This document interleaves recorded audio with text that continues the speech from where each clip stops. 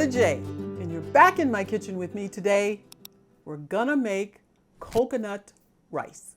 It's delicious. I found this recipe from Food Impromptu, and I made several changes. You start with rinsed basmati rice. Now, that's the only rice I've used for this, and the only rice she's ever used.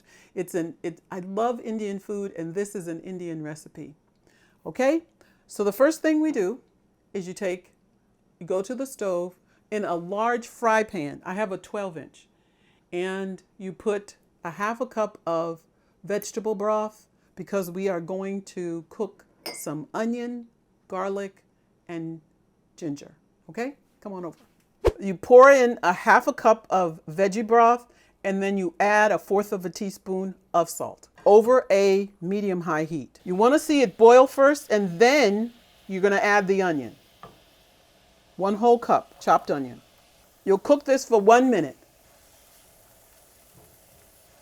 Okay, once your timer goes off for the minute, add a tablespoon of I guess this would be minced ginger, and a tablespoon of minced, or I just put it through my garlic press. It was like 3 garlic cloves, medium garlic cloves, which is about a tablespoon. And you're going to cook those for 2 minutes. And the reason you don't put it all together at once is because you don't want your garlic to burn. And it will on a high heat with your onion. They're a little bit caramelized, so this is perfect. And now you're going to add 1.5 cups of water. And to this you'll add 1 cup of coconut milk.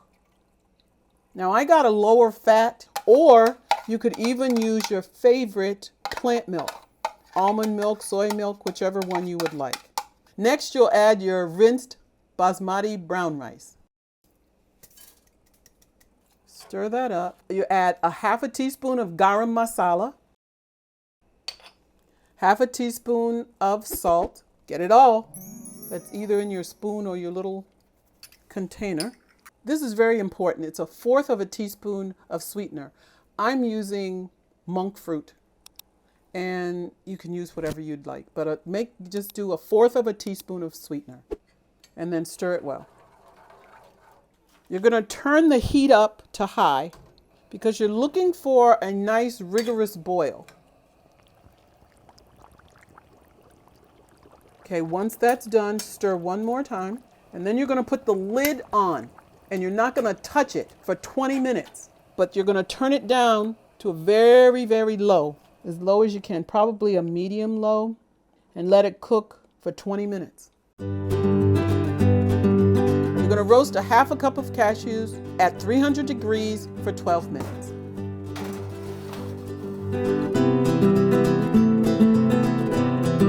The 20 minutes are over. I'm going to get the rice. Whew. Let me get a pot holder. Add in your cashews. This is how they look when they're roasted, nice and brown. And I have chosen to also add 1/8 cup of fresh parsley chopped. So put that in as well. Stir that up. The rice looks really good. And that's going to cook. That parsley is going to get nice and cooked because it's so thin. When I did this the first time, I thought it might taste better or even more delicious if I added some shredded carrot. So this is only 1/4 cup, so I'm going to put that in as well. And when my daughter tasted it, she said, "You know, Mom, I think it would be really good if we put in some raisins. Golden raisins, not the brown ones. These taste a little bit different." So this is 1/8 cup, 2 tablespoons of golden raisins that I chopped up. Throw those in too. That's optional. I'll put that down below with the recipe. And after you've stirred it all up, you want it to rest for give it 2 minutes to rest. Okay, so it's been 2 minutes, and we're gonna plate it. I don't know I guess so, because it's a grain. And Dr. McDougall says to have 1/2 plate of vegetables and 1/2 plate of your grain or your other thing.